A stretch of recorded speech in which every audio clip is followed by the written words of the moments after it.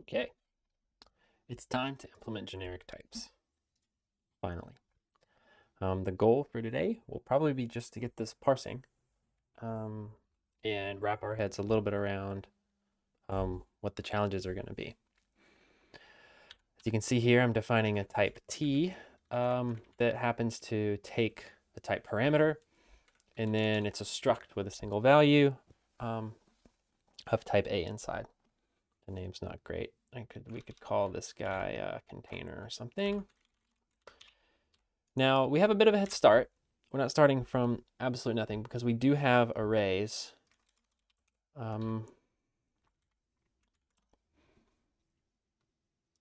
Array quality?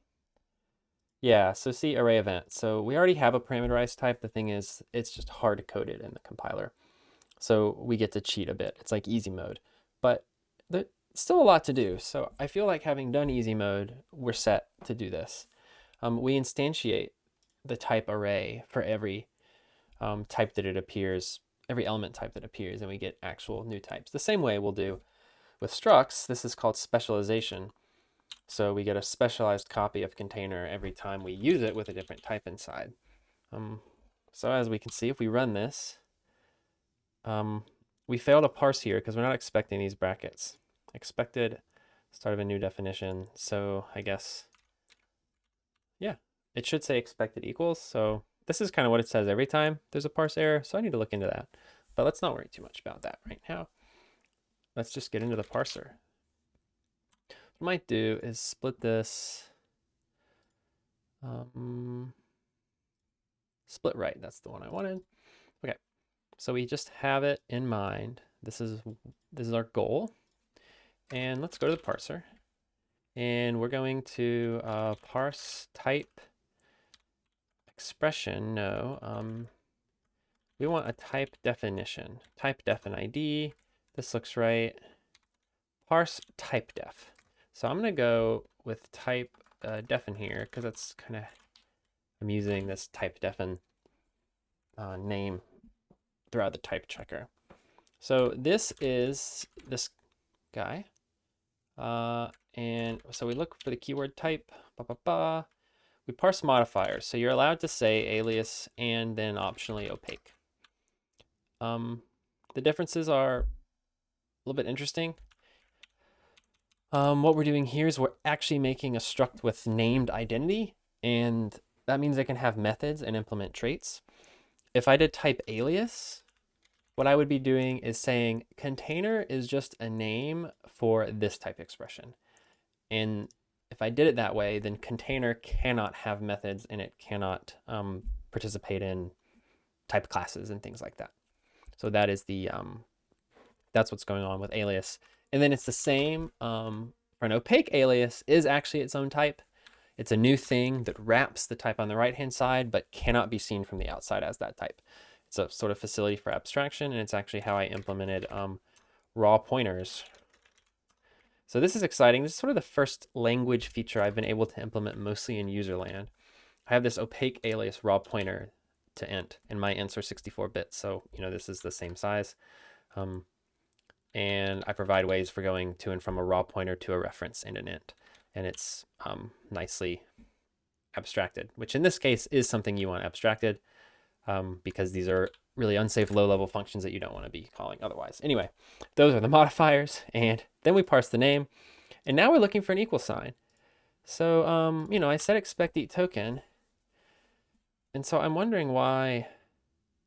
I think I'm just printing the wrong message in expected. I think it's actually a problem with my print. Anyway, let's optionally check for some type parameters. So right here would be we can say let maybe open angle tokens peak. So this gets us, we're looking at the next token, but we haven't advanced.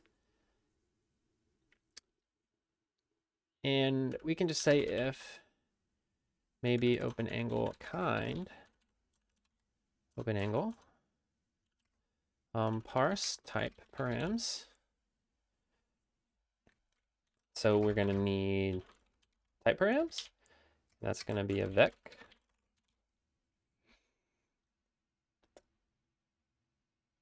And we probably won't need this. Now let's go ahead and let's jump ahead a little to our type defin. It needs type params. This is going to be a vector of type parameter.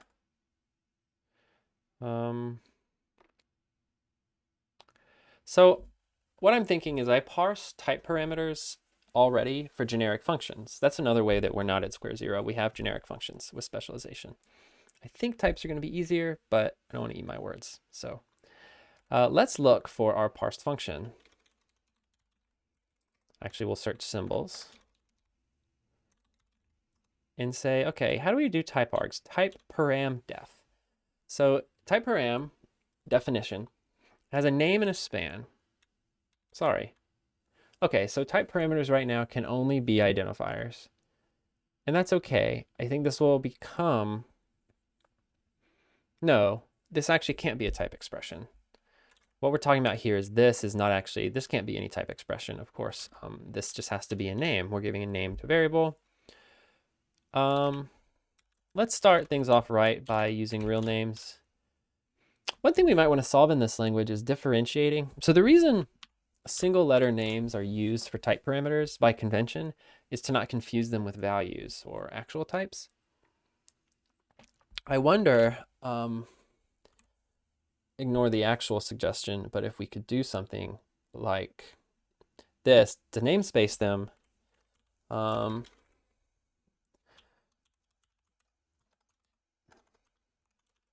so that it would be encouraged to actually name them. For now, we'll go with good old A. At least we named it container and not T, right? Actually, a box of T is TNT. A box of T is pretty standard. Okay. Enough messing around with our example. Type param def, we're going to be able to use this. I've been using defin, so we'll just get that rename in. And now I'm gonna hit backspace to pop my jump stack until I get back to parse type defin. And now I'm gonna check, where did I add that? Okay. Param.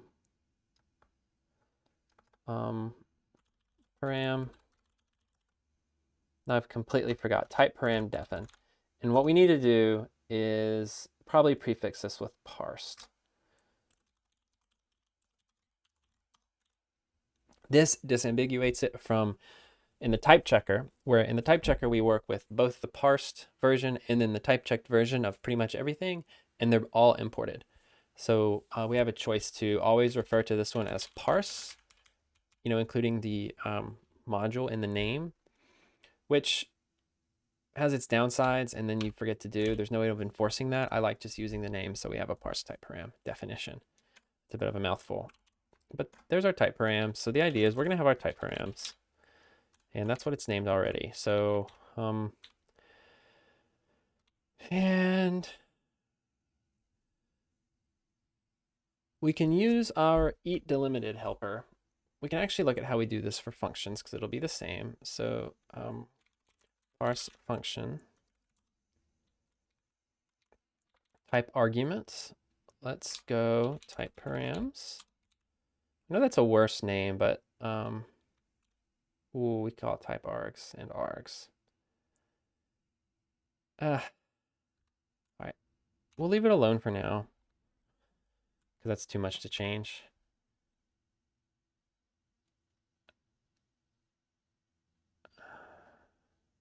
Okay, so we use eat delimited.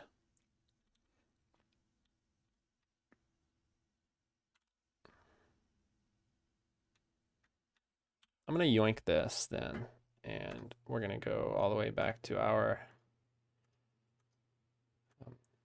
again, that my bad habit, but also pretty productive of just backspacing back to where I was. I could use marks, vim marks, and jump back. I'm gonna try to get in that habit.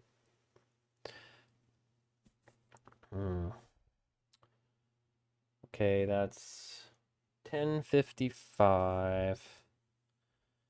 Let me just make a note. July 8 video, 10:55 with Raymond ping. And 11:25 done.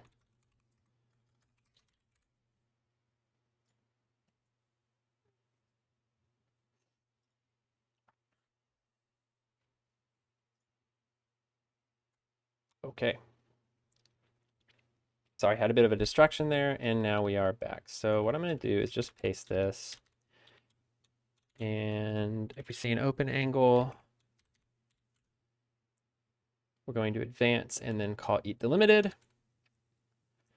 So eat delimited does exactly what it sounds like. It's going to eat, which means sort of consume and expect. So it'll fail if it doesn't see one rather than just saying, oh, let me check for something else. So it's going to eat delimited by a comma and closed by a close angle. And it's going to call expect type param. And expect type param looks like it just checks for an identifier and returns parse type param defin. So that's exactly what we want. And we actually did it. So kind of cheating. I'll just pull up eat delimited really quickly and scroll through it if anyone is interested. It's by no means really well written. It just calls the closure. It looks for the terminator. I don't even think it allows the delimiter, a trailing delimiter, which would be a nice improvement. But there's our type arguments. And this is going to be type arguments. No, it's not. We're going to call it type params here. And be inconsistent, but consistent within our new stuff to try and drive things slowly towards. Now, this is an optional vec, which is interesting. I didn't do it. I did it as an optional vec for function. I'm conflicted. It takes the same amount of space. An empty vec doesn't allocate. I just don't see a lot of reason to do that. So we're just going to do a vec instead, and we'll do vec empty. New, sorry.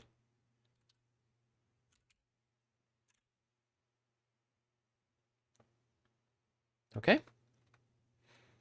And now we may parse this, and we're going to ignore that type argument, but we'll have it, and then we'll say no type name T is in scope. That is an excellent error and a correct span. So take a minute. Take a minute to enjoy things like this when they happen.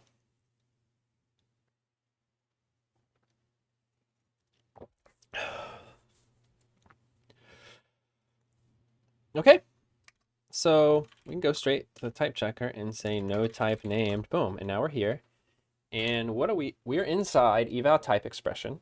Okay, so we know we're inside a struct and we saw a value, and now we're evaluating the type of the value by calling eval type expression recursively.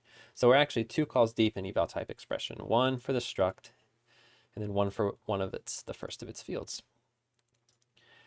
And what we do is the type expression that we got from the parser says, hey, there could be lots of type expressions. It could be, well, int is kind of also a name, but it could be another struct. It could be an optional int. It could be a pointer to an int. But what we have is a t, and that is a name. So we got parse type expression name. We're just matching on the type expression here. Oh, yeah. So look, we're matching on the type expression type. We do the easy ones first, then we do struct. Now we got a name. Okay. We special case for the never type. And now, okay, now we really got a name. Okay, let's just check if that's in scope. And it's not. So then we check if it's pending definition, which is a trick I'm using to basically allow order independent declaration of types. I insert all the pending definitions into a list in the first pass, and then the second pass I evaluate them and jump around as needed, recursively evaluating and hoping there's no cycles. So what do we want to happen here? Well, we want to have added it to the scope already.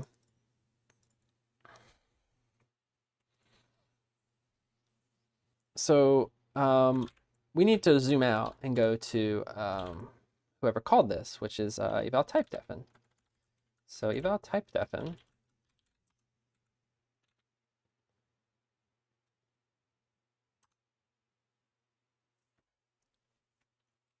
we have this parsed type defin, which we just made. And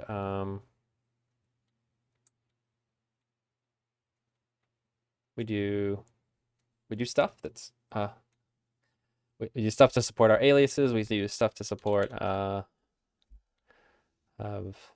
companion namespaces, and eventually we get down to evaluating the inner expr. So it's by the time we call this that we need to have added t to scope and said, hey, t is a variable. We don't know what it is, but it's in scope and it's a type variable. So let's try that. So the scope ID is where we are here. We don't make our own scope. So a new scope doesn't get created by this whole definition. It just runs inside the scope we're already in, which would be the root scope, I guess. The reason it doesn't make one is because it doesn't need to, because it doesn't bind anything. So we actually need a scope. So this is my first type scope, type only scope, I think. So we're gonna say let, now we could skip this if there are no type parameters, but that seems bad. I think there should always be a scope. And that's gonna be, we have a convenient add child scope. So the parent is going to be the scope we were called with, the scope we're in right now. We're in a scope and we're evaluating a type definition. So we're saying, hey, add a child to the scope we were in for our definition.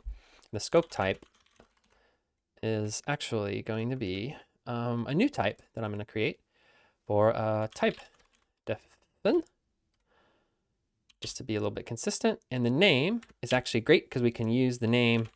This is going to be some because you don't have to supply a name. This is going to be the type, the parse type defin name. And that does work, and it points our scope at the parent, and it adds our scope to the children of the parent, and it does all this stuff, and then it gives us back an ID. So we have this scope ID. If we look at add child scope, you see we get back a scope ID, so we can use this. Scope type, let's go ahead and add type defin. And now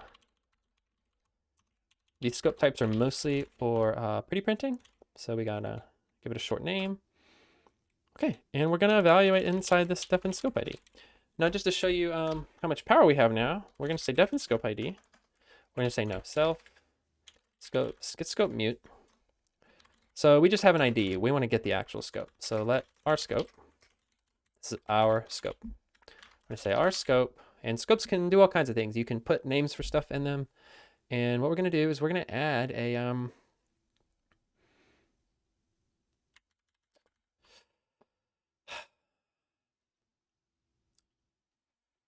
I was going to add something silly for fun.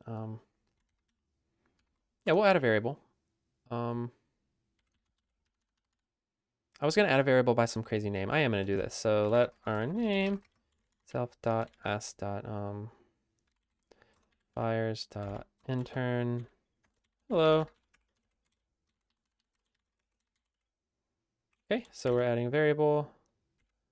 That one's kind of tough to call. Let's add a type. Okay, so let's add a type that points to unit. All right. Add type. Unit type ID.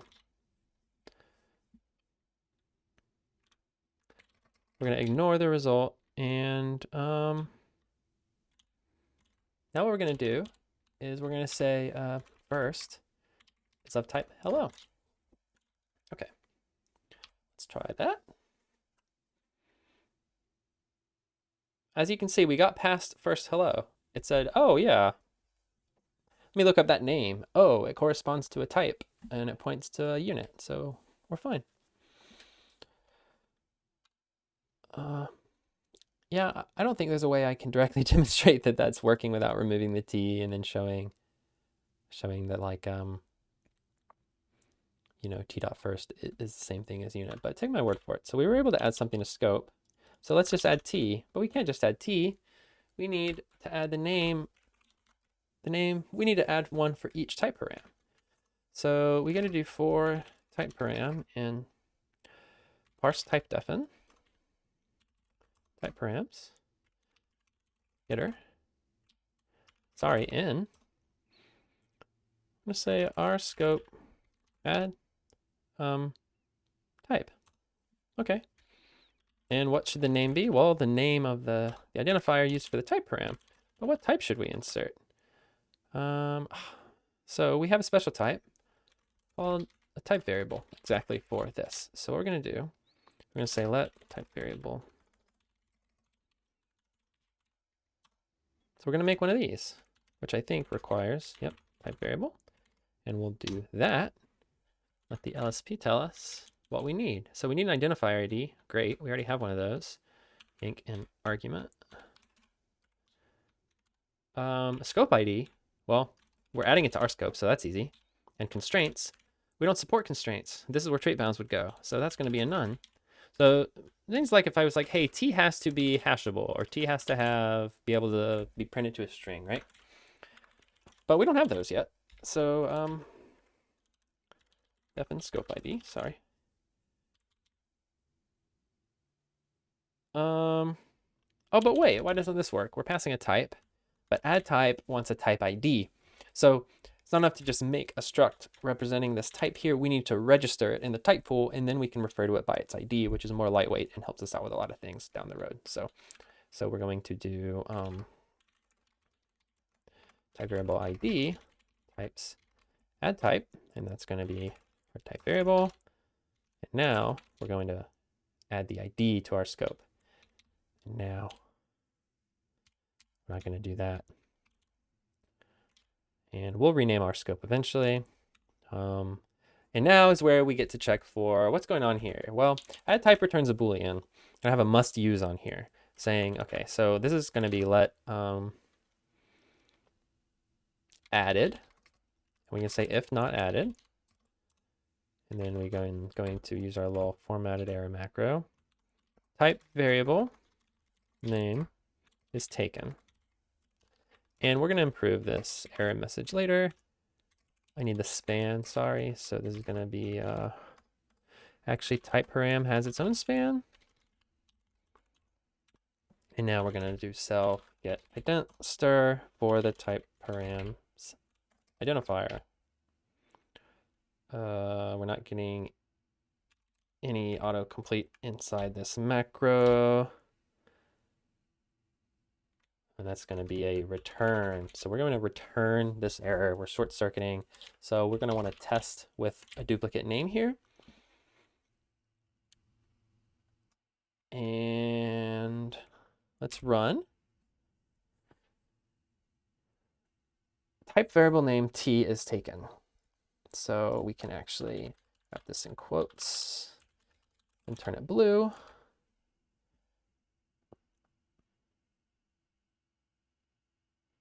That's a pretty nice error. So let's fix that. And now we should be able to refer to T, and then we should crash and burn somewhere down here. I legitimately have no idea how the program's going to proceed once we put this in scope. I'm expecting maybe a match somewhere that doesn't expect a type variable, but I really can't say. Maybe it'll make it all the way to code gen. Okay, so we panic. In eval function body. Okay, not yet implemented, not supported, generic non-built-in types. Okay, so where are we?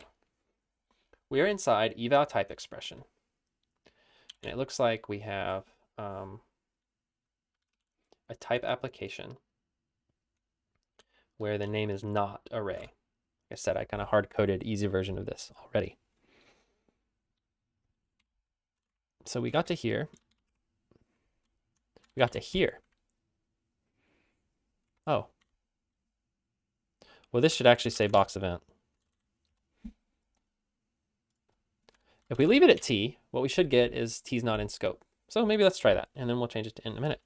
But this is our to-do from many months ago, and here we are. So we can just panic, you know. Well, we already found out that we're here, but sometimes I like to panic at the spot where I hope to get to, just as a nice milestone, and just say, hey, you know, at least we made it here. All right.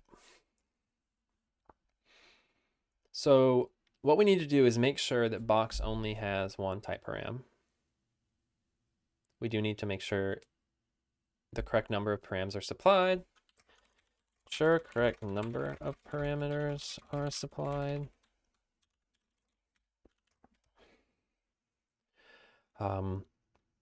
Specialize the type if we haven't yet.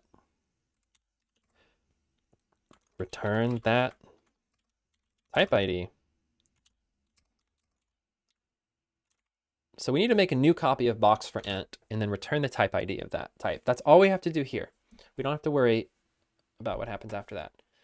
So for this, let's do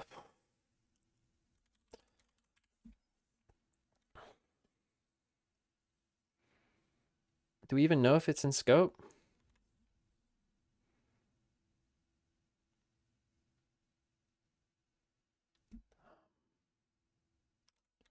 Self get type.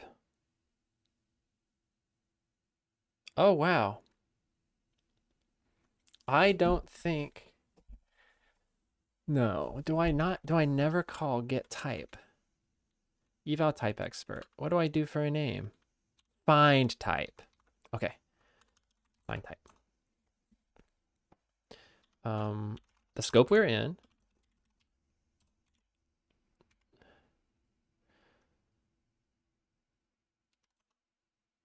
Look, we've done the work of parsing this because we had to do it for array. It's what I named it as a type application. It's like we're calling the type box on T, on int, to get a new type out. It's like a type constructor, right? And that's why like languages, some languages, for instance, Zig, actually implement generics just as compile time functions, because that's all it really is. We're just running box through we're passing a type to box, which also why it's called type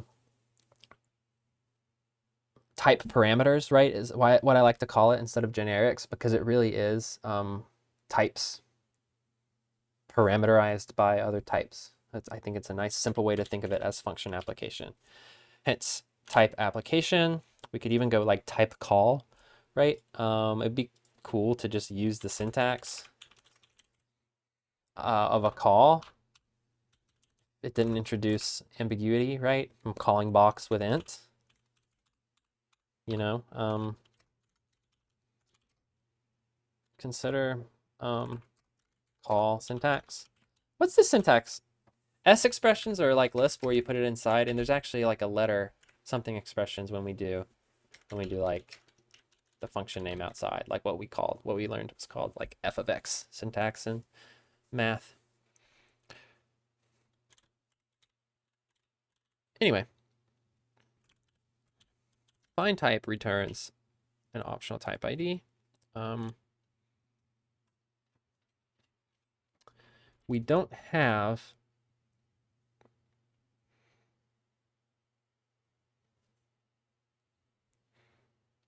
so I don't know what we did here. We might have just made a generic struct for free by just seeing that t is a type variable. So we just have a struct value type t, some type variable. You figure it out later. We probably do. So anyway, so we'll match this, and if none, then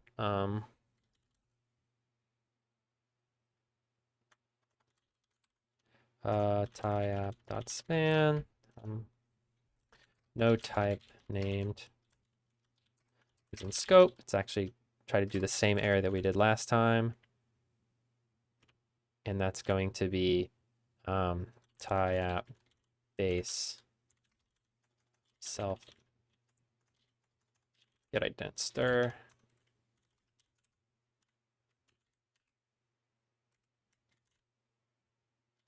Some type ID if type is generic. I actually have this a long time ago.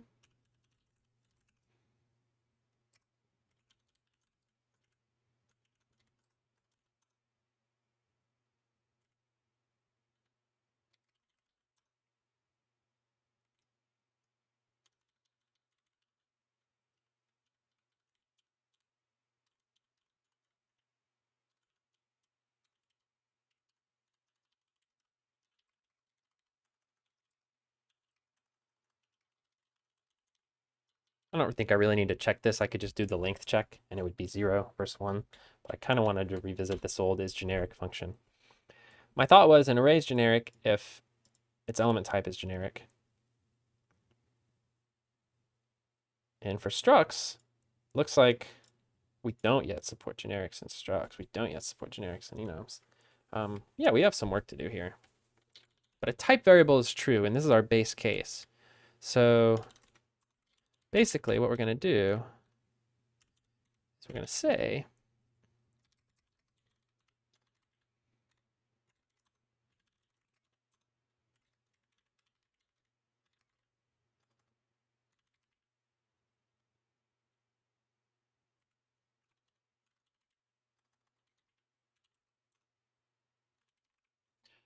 what we should probably do is cache whether or not a type is generic, because I could see this being expensive.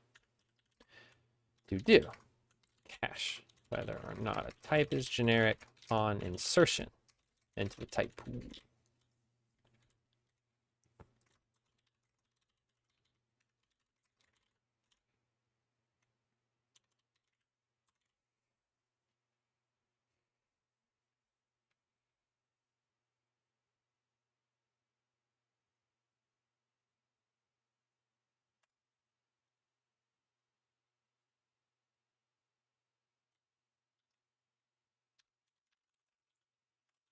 Here's an example where I've made some progress, but I don't really know if what I just did worked.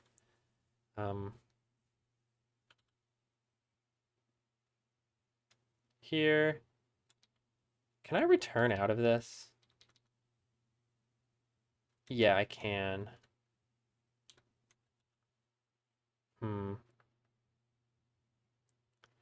kind of want to early return in my error cases. What I think I should do is just pull this out into a function called eval type out application.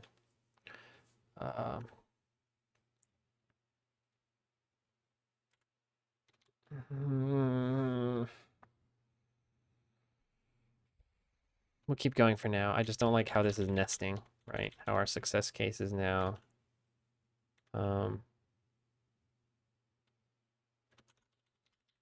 Is actually in here. Let's run it. Okay, we crashed.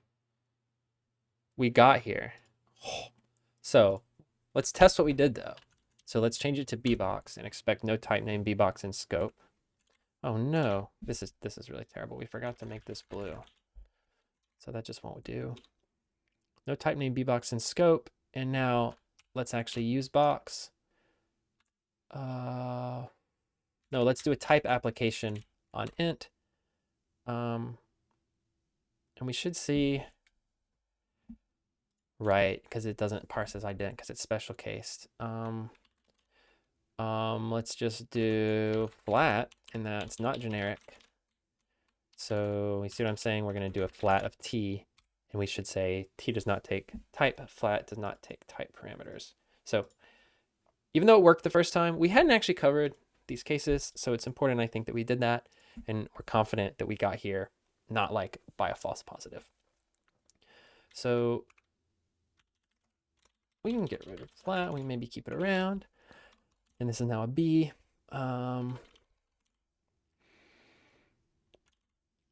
Yeah, specialize the type. So let generic type of types get type ID. We know it's generic because we already checked, and then we can match generic type. Now, is it our job to specialize this? This is where it gets interesting. So you can totally declare things as a box of t if t is in scope, right? But even then, all right, so no, the type box exists. Box of t doesn't. So yes, it's our job to make a type, whether this is t or int, and I'm assuming if it's t, that t is actually in scope like this. It's our job to add a type to the pool for box of t. and then it'll be someone else's problem. It'll be my problem, but later. It's actually really important that you think that way as a programmer. Even though, yes, it is going to be your problem, you cannot solve all the problems now. You just do not know what you need to know, and you do not have the context. So it's actually pretty important that you can like quarantine things in your mind and actually say, it'll be someone else's problem to decide when to specialize this. As strange as that sounds, it's not about ignoring problems or not planning ahead. It's just about breaking the problem down into smaller and smaller pieces until something until it's small enough that you can solve it confidently. So all we have to do is make a type. So I can't even think about all the other types. I'm thinking about structs right now. So here's my struct. I'm going to say to do specialize this struct. And for all other types, I'm going to say to do specialize type. We'll go do a really nice self.display type. Display or type ID to string. Type ID to string. Type to string. I can do type to string on other.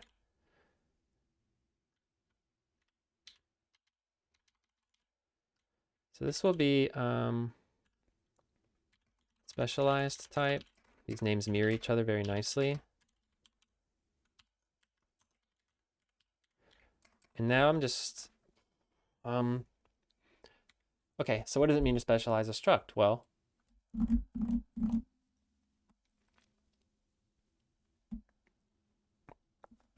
I need to apply, okay, so this type application we're working inside here, oh, it's already so far up and so many levels deep.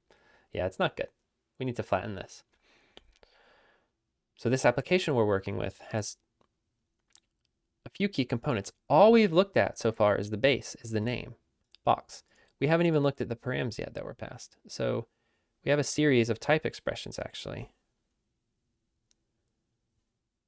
Yeah, and these are actually type expressions. So this isn't always going to be T. This could be another struct. It could be any type expression. This could be unit. My type expression for unit is actually the word unit. Okay. So what we need to do is do substitution. Everywhere we see T, we need to replace it with int, and then do that for all of them. It might be helpful to be using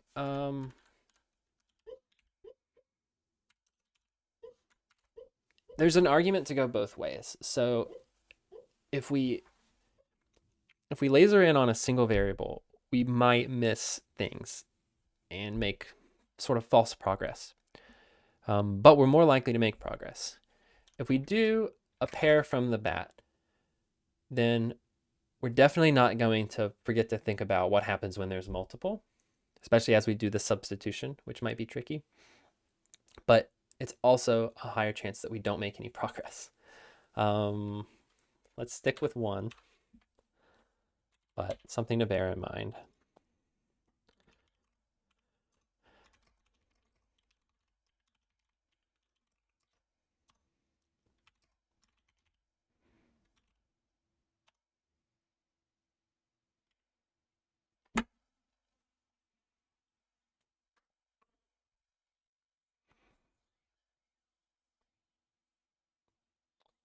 So I already think this is going to be structured better so that we can recurse. Same thing. Do we write a recursive case here in our test so that we solve it and don't think too narrowly, or do we solve a simple case? It's really hard to say. So, but for each field, what I want to say, so each field, I have a type ID. It's not just enough to check if it's a type variable, because it could be a type that contains a type variable. So it more like I could check if it's generic, but I have to walk it anyway. I could do that as a shortcut, but that's not much of a shortcut because it walks the whole type. So really, I think we just recursively say substitute on each field. Struct is really not, we're just specializing each field of the struct. So maybe by using struct, we're muddying the waters, and we could have used, well, optional kind of already is generic. It's another baked in generic that I have. Yeah, I picked struct because I just don't really have anything else. So for each field,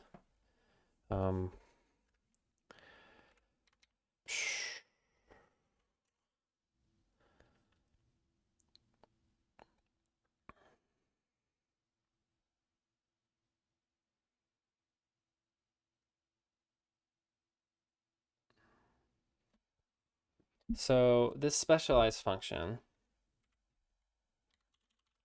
is going to be like self.specialized type. We're going to need some context. So our context is what has been passed in for each variable. So that's going to be coming from our tyApp.params. We have our tyApp.params, which is a bunch of parse type expressions. So we need to evaluate each of those actually first. So this is actually, so let our type params is going to be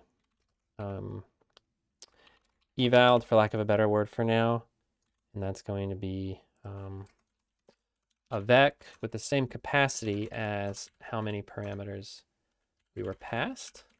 We only allocate once, and then we can do for param, parsed param.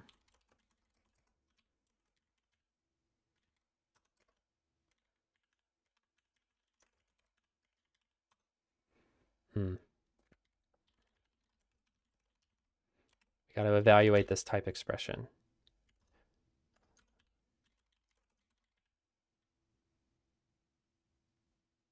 Huh? Oh, it is the ID. Great. And then I just need a scope, which is the scope we're in. Yeah, we don't need to make a scope here. And none. No type def and info, because we're not defining a new type here. And this is going to return, actually, ooh, a type ID. Now that's interesting. Yeah. So instead of eval type params, yeah. Let's just say, hey, this is a vector type ID, just by the way. Eval type params push param type ID.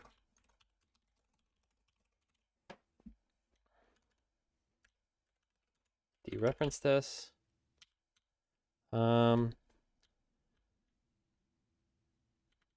Okay.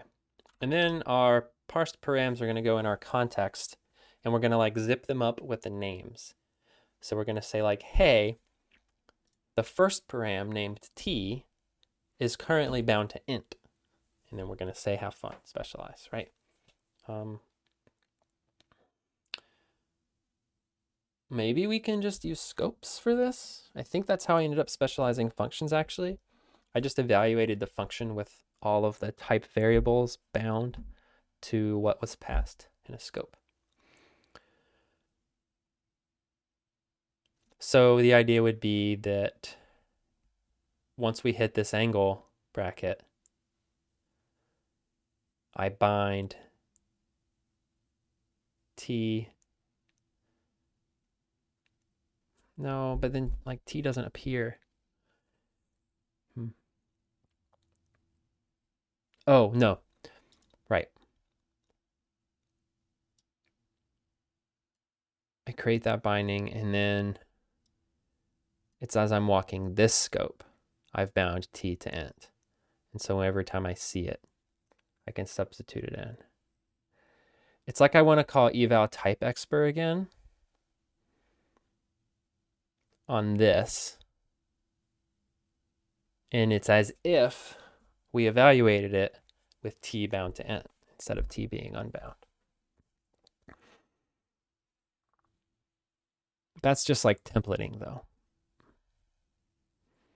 I think that's the templating approach. I don't think that's true specialization. Because if I did constraints, I know that's the big difference.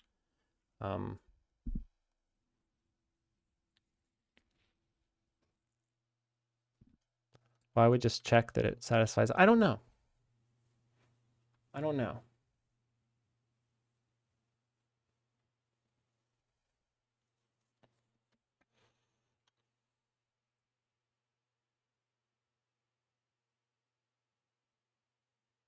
I think that's probably a good place to stop. And I don't think I'll know until I try. So the dilemma, not the dilemma, but the question is how mechanically. It's very obvious and intuitively. Well, obviously, okay, T is int, and we just look at this type and we substitute it in. But it's nice that we have a good intuition for the problem. That means it won't be that bad. But translating it to what we actually have here, I'm not sure if we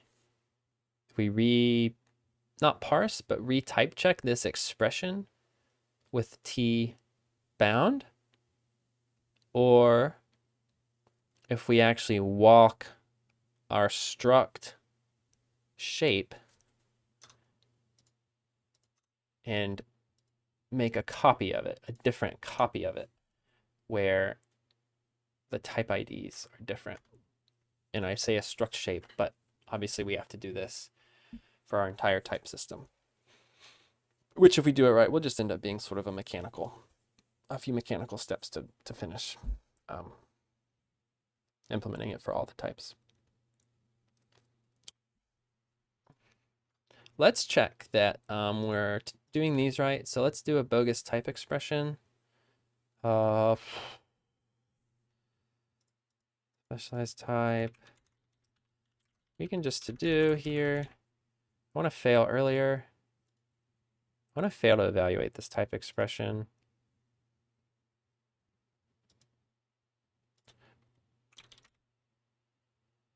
This is just a vec of IDs. We'll clone it.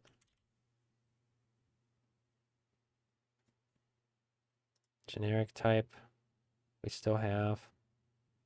And then we use it again.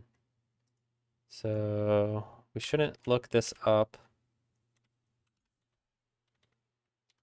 till later.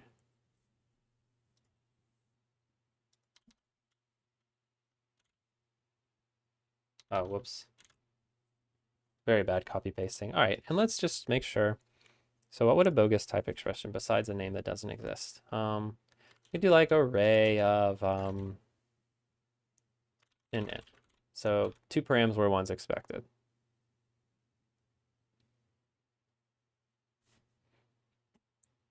Expected 1 type parameter per array.